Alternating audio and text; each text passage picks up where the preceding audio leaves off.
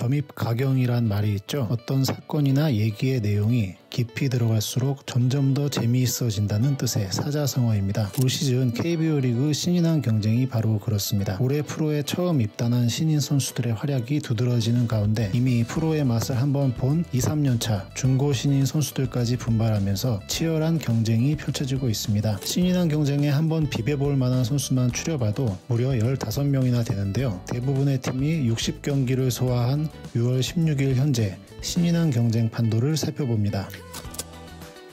먼저 신인왕 자격 조건을 알아보겠습니다. KBO 리그 규정 제7조에 따르면 신인왕은 해당 연도 정규 시즌 신인 선수로 출전해 기능과 정신 양면에서 가장 우수해 타의 모범이 되는 선수에게 시상하는 상입니다. 신인 선수는 자격 조건이 있는데요. 당해 연도, 그러니까 올 시즌을 제외하고 리그에 데뷔한 지 5년 이내여야 합니다. 또 투수는 30이닝 미만, 타자는 60타석 미만만 소화한 선수라야 신인왕 자격이 주어집니다. 그래서 한화 문동주 선수가 작년에 데뷔해서 13경기나 나왔지만 올해도 신인왕 자격이 계속 유지됩니다. 작년에 28.2이닝만 던지면서 30이닝을 넘지 않았기 때문입니다. 일단 6월 16일 현재까지 신인왕 판도는 투고 타조 양상이 뚜렷합니다. 신인 중에서 눈에 띄는 선수 대부분이 투수 포지션인데요. 신인왕 자격 선수 중에 벌써 시즌 3승을 거둔 선수가 5명이나 있습니다. 기아의 윤영철, NC의 이용준, LG의 유영찬, 한화 문동주, SSG 송영진, 이 선수들이 3승을 거뒀고요. 여기에 기아 최지민, 두산 김동주,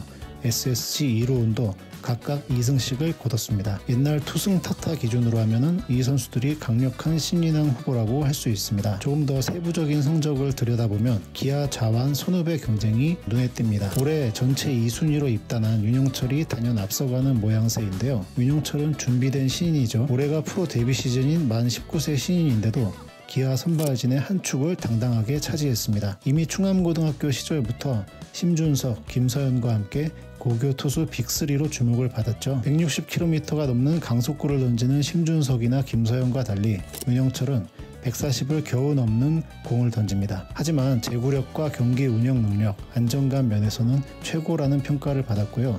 작년 고교야구 전국대회와 청소년 대표팀에서도 에이스로 활약했습니다. 작년 아마추어 최동원상 수상자도 윤영철의 몫이었습니다. 올해 1군 데뷔전에서는 1회에만 5점을 내주는 등 3.2이닝만 던지며 고된 신고식을 치렀습니다. 그러나 이후 적응기를 잘 거쳐 5월부터 1군에 완벽하게 적응했습니다. 5월 한 달간 5경기에서 3승 무패에 평균 자책 2.03을 기록했고요. 6월에도 데뷔 이후 최다인 7이닝을 던지는 등 2경기 연속 퀄리티 스타트를 기록했습니다. 보통 고등학교 레벨에서 제구 좋다는 투수들이 프로에 나와서 던지는 걸 보면은 볼볼볼 하다가 무너지는 경우가 많은데요.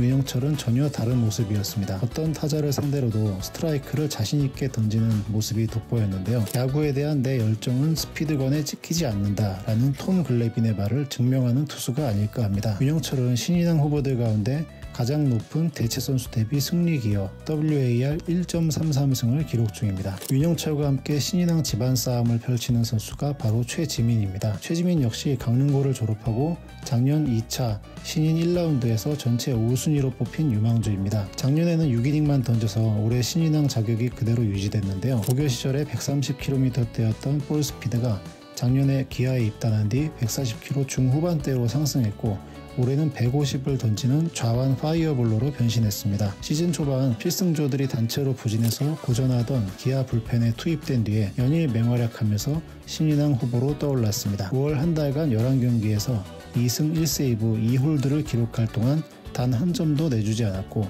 월간 평균 자책 0을 기록했습니다. 최지민은 이런 좋은 활약으로 아시안게임 대표팀 최종 명단에도 이름을 올렸는데요. 올스타전에도 베스트 12 후보 불펜 투수 부문에 이름을 올리는 등 갈수록 주목받는 모습입니다. 다만 6월 들어 다소 흔들리는 모습이 나오는데 등판이 너무 잦아지다 보니까 과부하가 오래된다는 팬들의 목소리도 나오고 있습니다. 특히 15일 고척 키움전에서는 팀이 5점 차로 크게 앞선 가운데 올라와서 29개의 공을 던지기도 했는데요. 앞서 사흘 휴식을 했다는 점을 고려해도 다소 아쉬운 기용입니다. 최지민은 지금 페이스라면 시즌 144경기에서 79이닝을 던지게 되는데 있는데 이는 2020년 LG 정우영이 던진 75이닝보다도 많은 이닝을 던질 페이스입니다. 다른 중고 신인 선발들의 활약도 눈에 띕니다. 두산에서는 김동주 선수, NC에서는 이용준 선수가 당당하게 선발 로테이션의 한 자리를 차지했습니다. 두산 레전드 3루수와 동명이인인 김동주는 설린 인터넷고를 졸업하고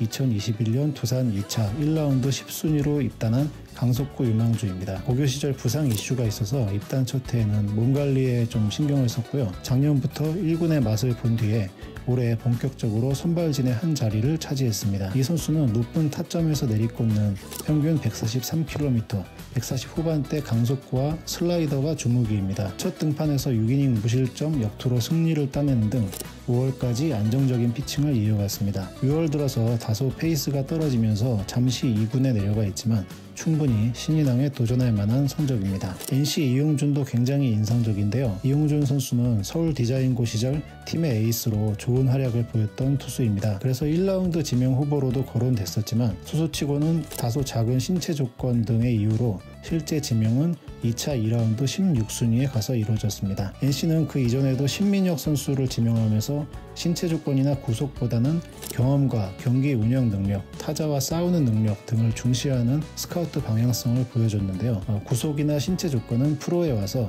체계적인 트레이닝을 통해 얼마든지 향상이 가능하다는 생각에서입니다. 결과적으로 이용준은 올해 대성공을 거두고 있는데요. 평균 140이었던 구속이 올해 144로 크게 향상됐고 슬라이더와 체인지업, 커브 등 다양한 구종을 던지며 효과적인 피칭을 보여주고 있습니다. 5월 들어서 잠시 위기도 있었지만 6월 첫 등판 삼성전 무실점 투구로 반등에 성공했습니다. NC는 지금 구창모 선수가 부상으로 빠지고 에릭 패디까지 이탈하면서 선발진 구성에 어려움이 있는 상황인데요. 당분간 이용준에게 기회가 주어질 가능성이 높습니다. 남은 시즌 활약하기에 따라서 충분히 신인왕에 도전할 만합니다. 한편 먼저 언급했던 하나 문동주 선수도 신인왕 후보의 강력한 후보 중 한 명입니다. 문동주는 시즌 초반 KBO 리그 최초로 160km의 구속을 기록하면서 큰 화제를 뿌렸는데요. 11경기 중에 5경기에서 6이닝 이상을 소화하면서 작년보다도 이닝 소화 능력에서 크게 발전한 모습을 보였습니다. 특히 6월에는 첫 경기 7이닝 무실점, 다음 경기에서 6이닝 1실점으로 엄청난 투구를 펼쳤습니다. 롯데전에서 3회를 못 버티고 내려간 게 조금 아쉽긴 했지만 조만간 신인왕 경쟁에 강력한 후보로 뛰어들 전망입니다. 구원 투수 중에도 신인왕 후보가 있습니다. LG 트윈스 신인 사이드한 박명근 선수인데요. 사실 박명근도 고교 시절 150km 강속구를 뿌리는 투수로 많은 주목을 받았습니다. 다만 키가 그렇게 크지 않고 선발 유형이 아니다 보니까 지명 순위가 3라운드까지 내려갔는데요. 하지만 데뷔 시즌 활약만 보면 1라운드 지명자들보다 훨씬 더 뛰어납니다. 비록 프로 데뷔전에서는 아웃카운트를 못 잡고 3실점하면서 좀 혼이 났지만 이후 점점 1군 타자들에 적응해 나가고 있습니다. 현재 28경기에 등판해 1승